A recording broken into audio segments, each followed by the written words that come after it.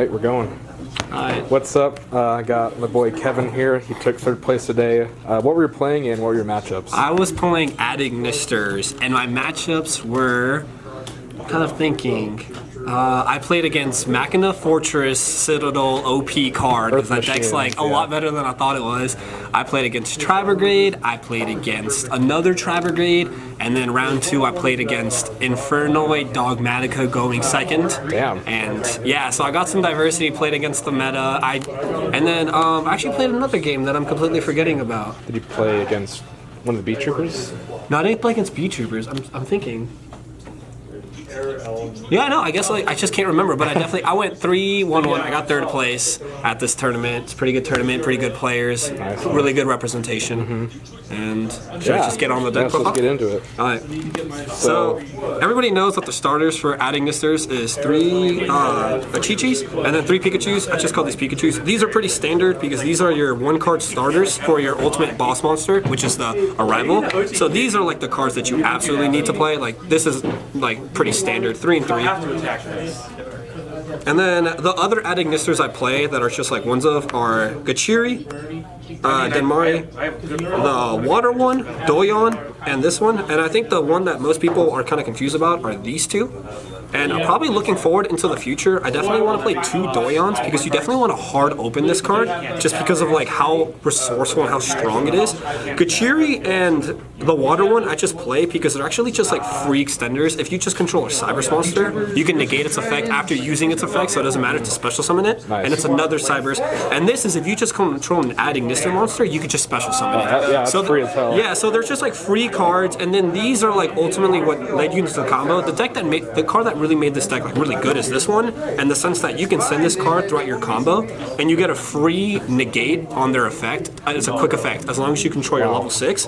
And so this came up when I like was playing against like Lair of Darkness, Noids, and then Access Code Talker. It's just because the only way they can out it when it comes out with 4,000 is with Access Code. But if you just on resolution negate the effect, it goes back to 23, and that's kind of like they've put all of their resources into it, and so you kind of just win off that. Pretty good. That was one hand though. I've never had a hand like that. So we have those, and then I play the hand traps. And the reason I actually chose to play this deck, and I think it's really good meta call actually, is because of how many flex options there are. Like the reason Prank Kits are pretty good is because how much flex options they are. So I play 3 Nibirus and 3 Ash. Once again, like this is a local, so like it kind of depends on like what your local scene is. I just like the thing I lose to kind of is like going up hard against like combo decks, so that's why I play Nibiru, and then Ash Blossom just because like it's too generic and too free.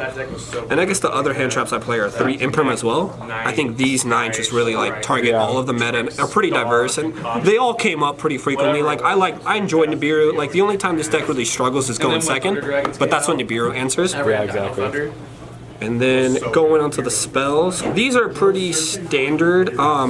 I play 3 of the field spell and 1 terraforming. This might seem like overkill, but like there's never an instance where I've drawn this card and not been happy with it. Because like a lot of people don't know how to play against this deck, and so if they negate the link 1 that allows you to add this card, it doesn't matter because you already have it in your hand, so that's just a way for you to keep on extending. And I've never, like, you always want to draw your field spell, and if anything, like this actually applies to this card. The AI Contact, it seems like a win more card, but this is like the best follow-up because you are guaranteed to draw 3 cards on your next follow-up. And if you draw like decently well, you can actually just like turn 1, draw 3 more cards. With how much hand traps you play, it's really good drawing into those cards.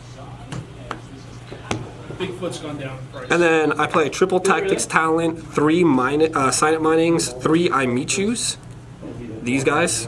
These are pretty standard. I like these just because these get you into your 1-card starters, which allow you to like win the game and play. So that's pretty standard. I play TTT just because of how many hand traps are in the meta. I just think this card's really good because more often than not, you can actually play through 1 interruption. And so like when you continue to like, when you just like activate this card after they've hand trapped you and it doesn't have a high impact, you can just look at their hand, take out any other possible out for them, and just kind of continue to play. Or you can draw 2 cards. It came up a lot. I don't have them. And then I play the IE Reborn and the Called by the Grave. This card allows you to like kind of keep on extending just because it allows you to bring back any Adignister monster, which like, and I mean any, like including the links. And then Called by the Grave is just good because like you just want to like continue with your plays. Yeah. And then the only traps I play, these are like flex options or solemn strikes, just because like going first, this card's like really high impact, and even going second with all of the hand traps you play, like this card is still really high impact. Like I used it against like a lot of players even when I was going second, and it still had like a really good impact. Yeah. Nice. And so What would you play instead of strikes then if you were to take it out? if I were to play something instead of strikes, honestly, like it would probably be rivalry, just because of like how good that card is and like most matchups. And if anything, it's a really easy side out when you go second, or if it's not necessarily good for that matchup specifically.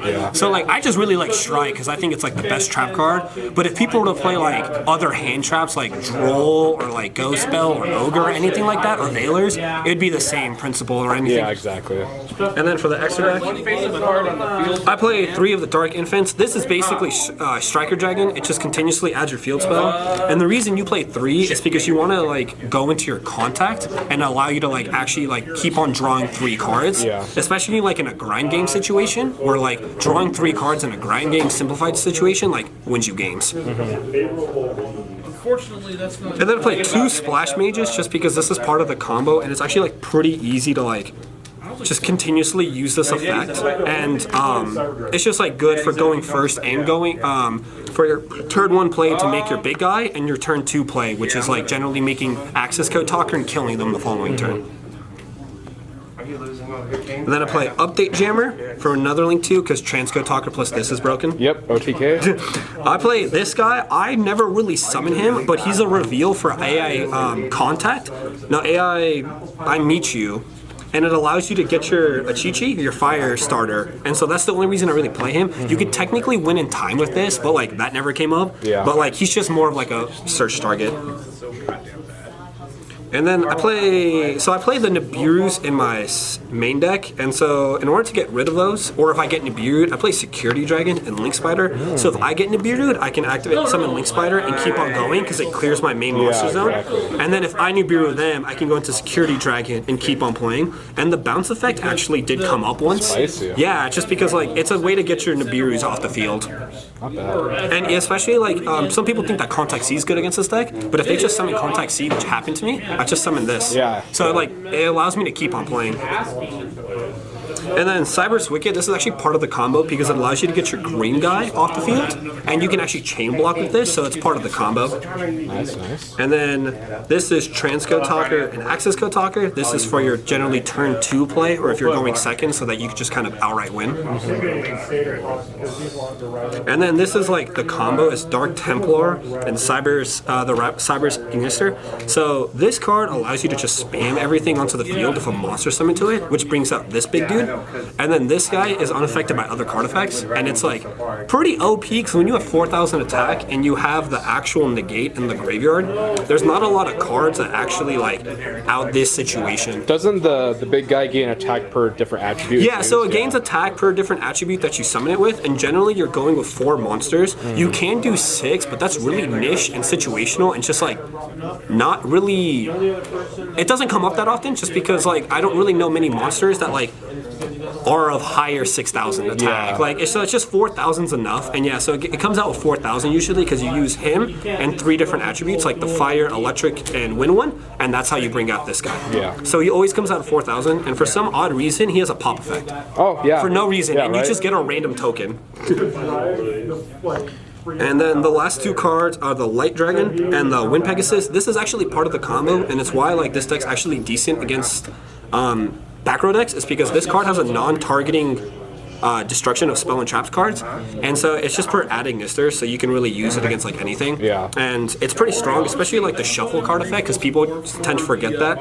And this card doesn't really come up a lot in the like when I'm playing, but it's another reveal similar to the fire monster of getting your 1-card starters. Yeah. So that's like the reason you play them. But this card actually has like a really broken second effect, where if your Cyberse monster, another Cyberse monster deals battle damage, you can summon a Cyberse monster from your graveyard. Wow. So you can actually Pretty summon good. Access Code or like really any big dude. So like it actually like comes up a decent amount. That's I put awesome. on 400 plus miles a day, so that don't bother And then the extra side deck, I play 3 Droll and Lockbird just because search decks. Essentially, like if you actually wanted to take out the strikes and put these in, that would actually like make a lot of sense. I just like strike because of how high impact it is, and like even going second, counter traps are good anyway.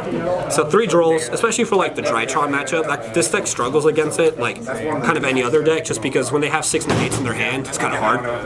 Not play this deck against you. And then for back row decks, I just play the 3 Cosmic Cyclones and the 1 red reboot. The Wind Pegasus kind of makes the back row decks like kind of free, just because non-targeting destruction is pretty good, but you just want to have that extra reinsurance. And then for going first, like this is one that like not a lot of people know about, is Eagle Booster and 2 Solemn Judgment. And like the reason for this is because like a lot of players actually just like don't know how to interact with this deck. So they kind of like the good players will wait to Nibiru like the Arrival, the Dark Templar, which like spams out the field. But if they like say they Imperm or Veiler or like negate you or anything like that, you could just Arrival, you can Eagle Booster, target that, and like they just neg. Yeah. And then you still get to summon your effect. And especially like going second, it's actually pretty strong if you're going into like access code talker or trying to make up your plays. Yeah. So Eagle Booster came up a lot, and Solemn Judgment for going first because you just kind of want to win. Yeah, exactly. And then 3 Rivalry of the Warlord, spicy. just because all you play is Cybers monsters, and it's actually really strong because like a lot of like the card that does hurt this deck a lot is actually like Kaiju's, because like you just kind of rid of it. But if you have this and this on the field, it doesn't matter because there's no Cybers Kaiju, so this is like a really high impact card against them. And most decks don't really side in like spell and trap removal against you, so that's why these floodgates come in really handy, because like they're like generally they can't out this. Yeah. And this with this is just super good. Yeah, that's game in practice. Yeah, and all of your monsters are Cybers anyway, so like this has no restrictions on you. And with this deck, you actually like are locked into Cybers, but no deck in my extra deck isn't a Cybers, so the restrictions don't ever apply to me at all. Nice. Yeah, so it's 40 main, 15 side, and 15 extra deck, and yeah, I just really enjoy this deck. It seems kind of boring just because all you make is like the Arrival guy, but it's actually probably one of the more fun times I've ever had playing like a combo tower kind of deck, just because of like how many flex options and versatility you have. Like, I catch a lot of people off guard when I play like these 2 dudes. So yeah, it's definitely like a more fun deck than I think people realize. It's not simply just like tower. The tower isn't your win condition, which your win condition is like surviving turn 1, so that you could just go into access code after they've used all their resources and then kill them directly. Nice. Well, thanks for the deck profile, Absolutely. and see you on the next one.